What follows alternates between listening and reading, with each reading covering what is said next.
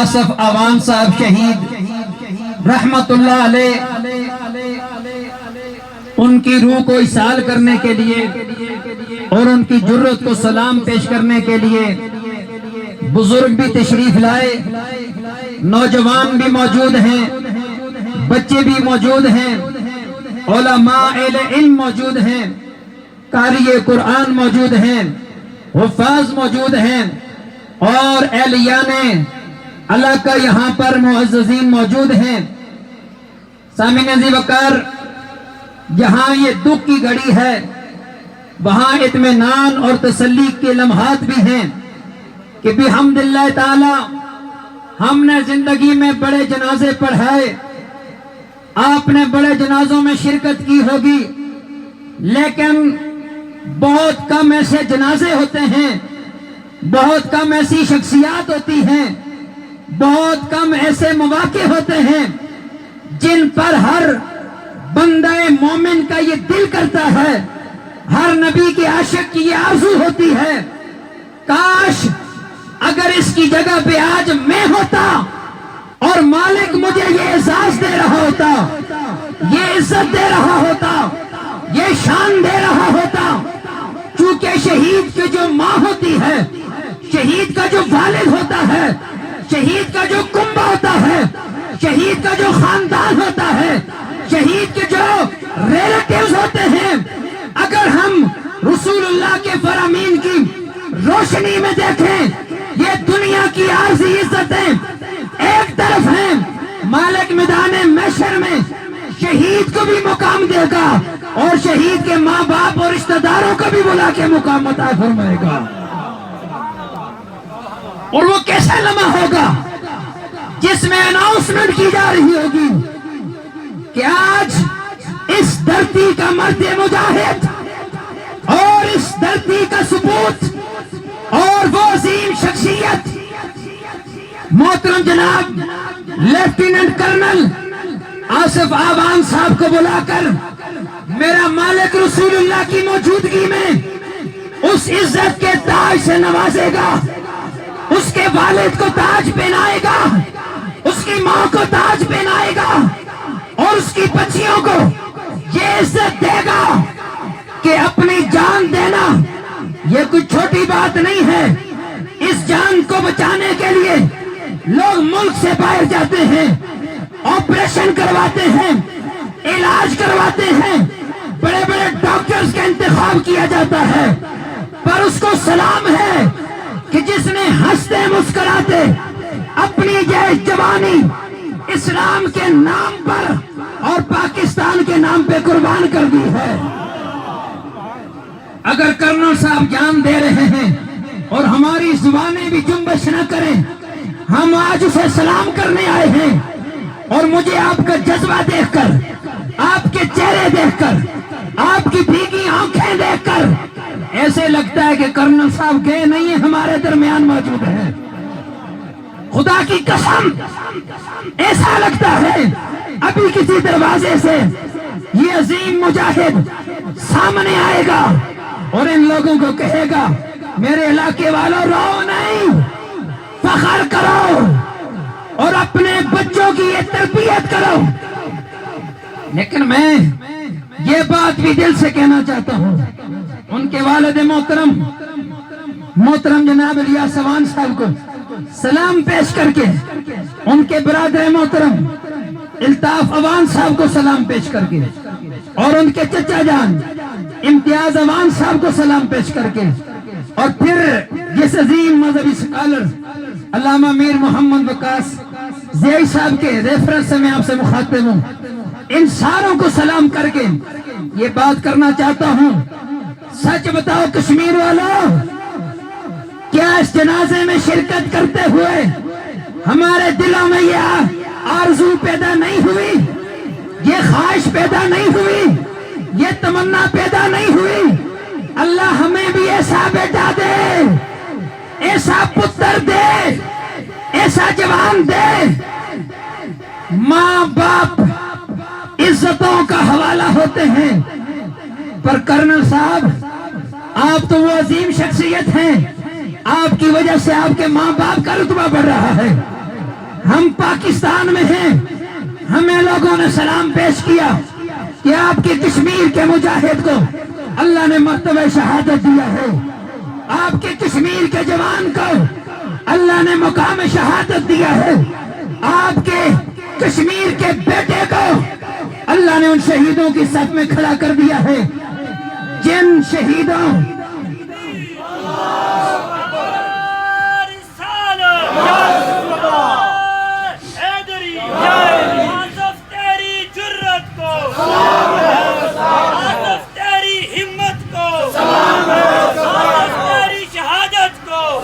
بس موقع نہیں ہے کہ کوئی عام روایتی خطاب کیا جائے، میں صرف آپ کی تائید لینا چاہتا ہوں، صرف آپ کی توجہ لینا چاہتا ہوں، اور پھر آپ کے سامنے یہ بات پیش کرنا چاہتا ہوں۔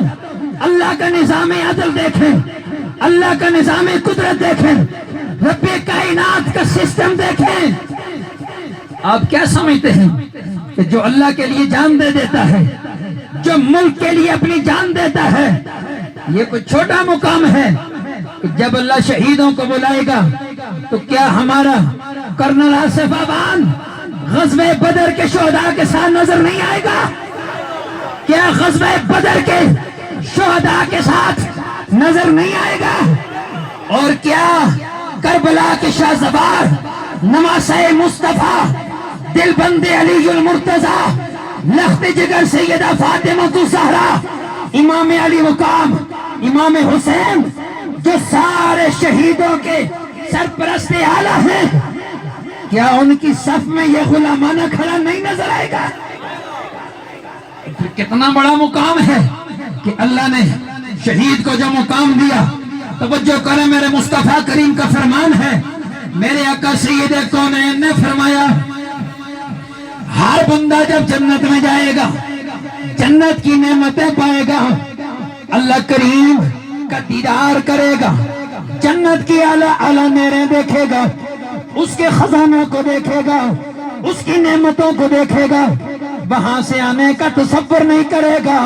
پر میرے مصطفیٰ فرماتے ہیں شہید وہ عظیم بندہ ہوتا ہے اپنے کاندھے پہ تلوار رکھ کر جسم سے خون نکل رہا ہوگا، رنگ خون کا ہوگا، اس کے اندر خوشبو کستوری کی آ رہی ہوگی۔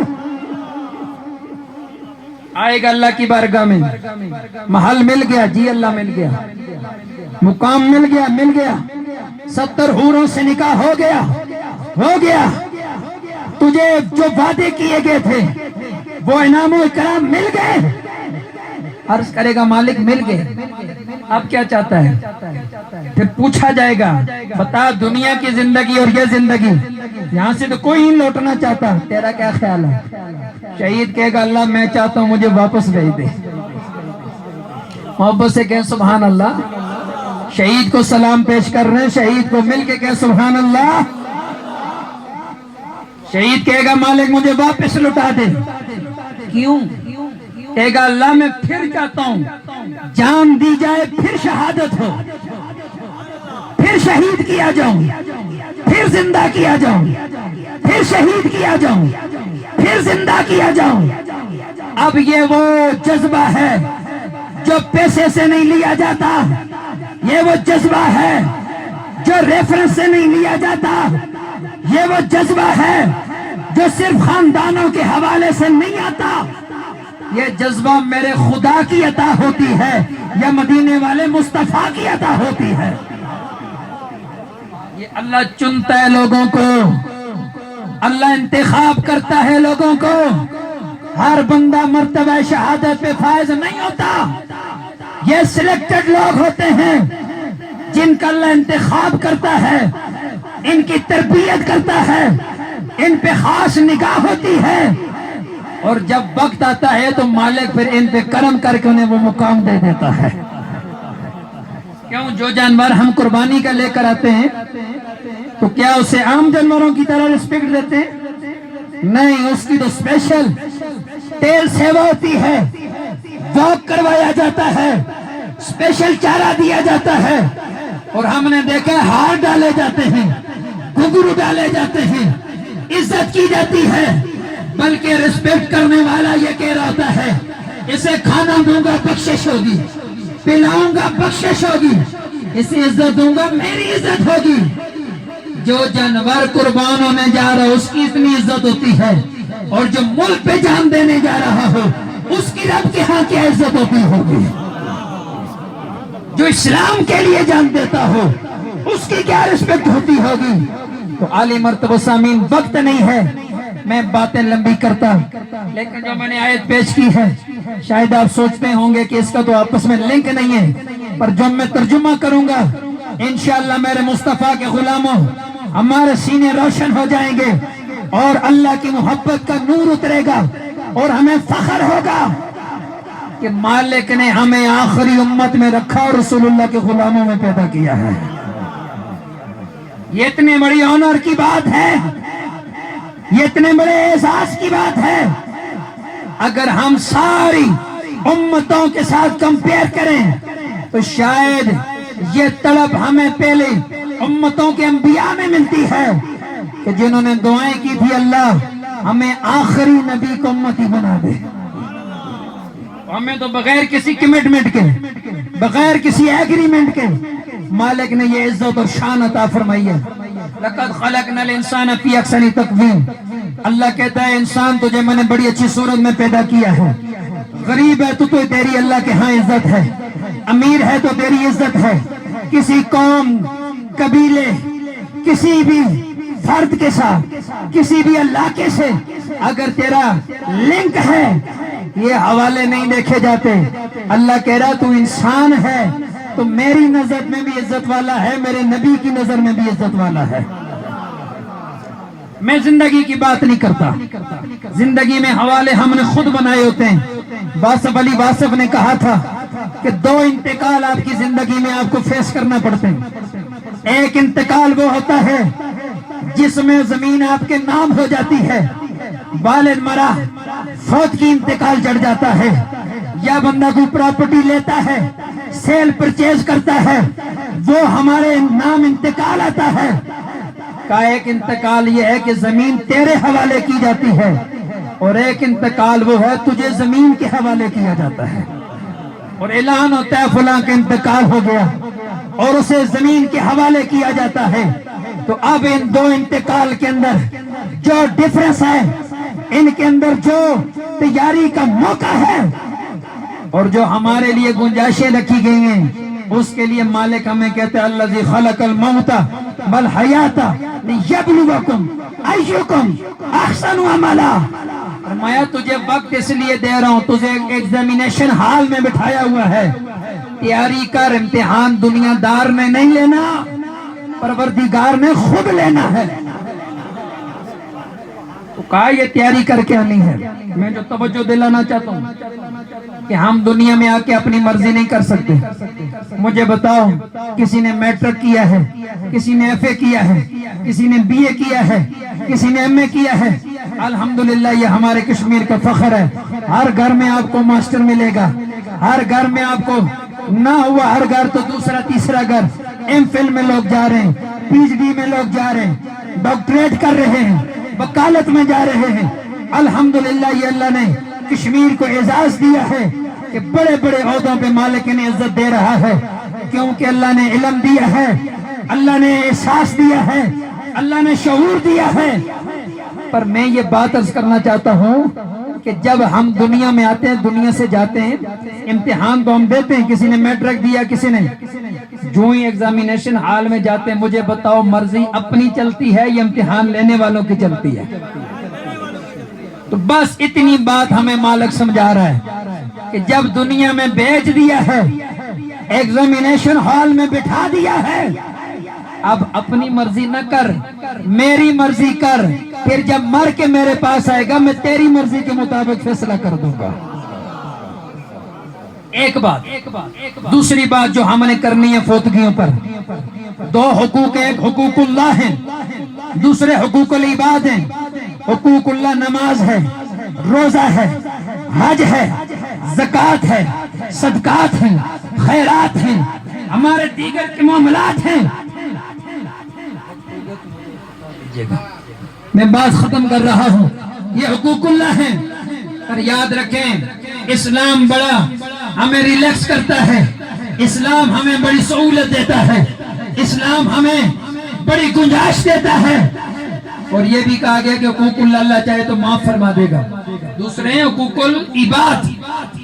حقوق العباد جب کوئی بندہ مرے، ہمارے ہم محلے والے لوگ ہیں، کبھی اونچ نیچ ہو جاتی ہے، کبھی غصہ ہو جاتا ہے، کبھی حق تلفی ہو جاتی ہے، کبھی کسی کے ساتھ زیادتی ہو جاتی ہے۔ اس لیے جب جنازوں میں جاؤ تو یہ بات ضرور کیا کرو، اپنی زبانوں کے ساتھ، اپنے ہاتھوں کے ساتھ یہ کہا کرو میں اپنے اس بھائی کو اپنا حق معاف کرتا ہوں، کیونکہ جب تک حقوق العباد بندہ نہیں معاف کرے گا مالک بھی اسے معاف نہیں کرے گا۔ اس نظریے سے معاف کیا کرو۔ آج چارپائی پہ یہ لیٹا ہے، کل میں نے لیٹنا ہے۔ آج مسجد کے مینار سے اس کا اعلان ہوا ہے، کل میرا اعلان ہونا ہے۔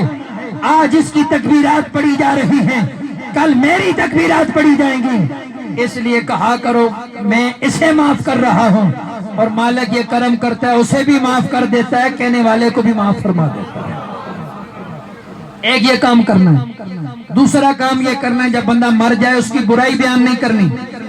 میرے اور آپ کے نبی نے فرمایا اپنے مردوں کے اچھے پہلو بیان کیا کرو۔ بڑا سخی تھا، بڑا لچپال تھا، ملنسار تھا، ہمدرد تھا، بیماروں کو دیکھ کے تڑپ جاتا تھا، غریبوں کے ساتھ ہیلپ کرتا تھا، یتیموں کا سہارا تھا، بیواؤں کے لیے بڑا سہارا تھا۔ اچھی اچھی باتیں کیا کرو، فائدہ کیا ہے؟ سرکار فرماتے ہیں اللہ ملائک کو بھیجتا ہے جاؤ، حالانکہ اللہ خود ساری بات جانتا ہے، جاؤ جا کے میرے اس بندے کے بارے میں گواہی اکٹھی کرو۔ بندے کیا کہہ رہے ہیں؟ راحت ان کے ساتھ ہے، پڑوسی کیا کہتے ہیں، رشتہ دار کیا کہتے ہیں، چچا کیا کہتے ہیں، ماموں کیا کہتے ہیں، تائی کیا کہتے ہیں، بہنیں کیا کہتی ہیں، بہنوئی کیا کہتے ہیں۔ جا کے گواہیاں اکٹھی کرو، اور جب جا کے فرشتے کہتے ہیں اللہ سارے کہہ رہے ہیں بہت چنگایا، بہت اچھا ہے، اللہ فرماتا ہے شد الملائکہ قد غفرت لہم، اللہ فرمائے گا فرشتوں پر گواہ رہ جاؤ، وہ اچھا کہہ رہے ہیں تو میں نے بھی اچھا سمجھ کے بخشش فرما دی۔ یہ کام کرنا ہے۔ پھر تیسرا کام یہ کرنا ہے، نیٹ سارے یوز کرتے ہو، موبائلوں میں موجود ہے، 4G موجود ہے، آج جا کے دیگر مذاہب کو سرچ کرنا، دیکھنا ہندو جب بندہ اپنا مر جائے زندگی جیسی مرضی گزارے میں اس پہ ڈسکس نہیں کرتا۔ ہندوؤں کا بندہ مر جائے وہ اس کے ساتھ کیا کرتے ہیں، بدھ مت ان کا بندہ مرے اسے وہ کیا کرتے ہیں، سکھوں کا بندہ مر جائے وہ کیا کرتے ہیں، ہندوؤں کا بندہ مرے وہ کیا کرتے ہیں، عیسائیوں کا بندہ مرے وہ کیا کرتے ہیں۔ اس کے بعد دیکھنا مسلمانوں کا بندہ مرے وہ کیا کرتے ہیں۔ پھر آپ کو فخر ہوگا اللہ تو نے مجھے کون سا مذہب دیا، تو نے کون سے نبی کی نسبت دی ہے۔ ہمارا غریب بندہ ریڑی لگانے والا مر جائے، اسلام کھڑا ہو جاتا ہے، یا اللہ یہ ایکسپائر ہو گیا، اگر جانور ایکسپائر ہو ہم پھینک دیتے ہیں، مرغی مر جائے پھینک دیتے ہیں، گائے مر جائے پھینک دیتے ہیں، وہ بھی تیری مخلوق یہ بھی مخلوق، پھینک دیا جائے۔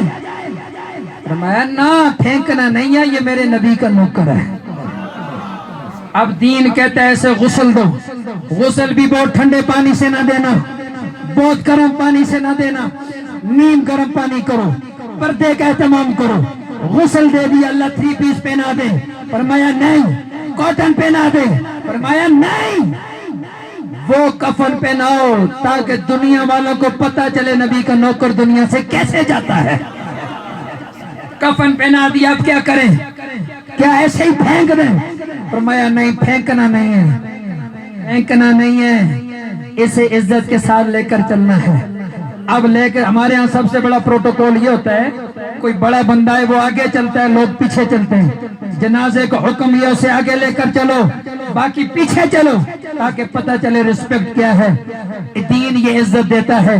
اور جب جنازہ گاہ میں پہنچتے ہیں، ہر نماز میں امام آگے ہوتا ہے، مقتدی پیچھے ہوتے ہیں، پر خدا کی قسم جب جنازہ جاتا ہے اللہ نے قانون بدل دیا، مصطفیٰ کی شریعت نے عزت دی ہے۔ فرمایا غریب کا جنازہ بھی ہے، پڑھانے والا اگر امام کعبہ بھی آ جائے، غوث زمان بھی آ جائے، حکم یہ ہے کہ وہ پیچھے کھڑا ہوگا، غریب کا جنازہ آگے ہوگا۔ اللہ ہمیں یہ عزت سمجھ کر دین سے وفا کی توفیق عطا فرمائے۔ مرتا بندہ اپنے وقت پر ہے، اگر موت ایسی مل جائے، کیا بخار میں بندے نہیں مرتے، ہارٹ اٹیک میں نہیں مرتے، شوگر سے نہیں مرتے، ہاسپٹل میں نہیں مرتے، ایکسیڈنٹ میں نہیں مرتے، پر وہ موت کتنی شان والی موت ہے کہ ادھر موت آئے ادھر مرتبہ شہادت عطا ہو جائے۔ سب ایک دفعہ کہیں آصف صاحب کو سلام ہے، سب کہیں سلام ہے، سلام ہے۔ اللہ تعالیٰ والدین کو صبر دے، ان کی اہلیہ محترمہ کو صبر دے، ان کی بچیوں کو صبر دے، اور اللہ تعالیٰ اس دھرتی میں ایسے بچوں کو پیدا فرماتا رہے۔ وآخر دعوانا الحمدللہ۔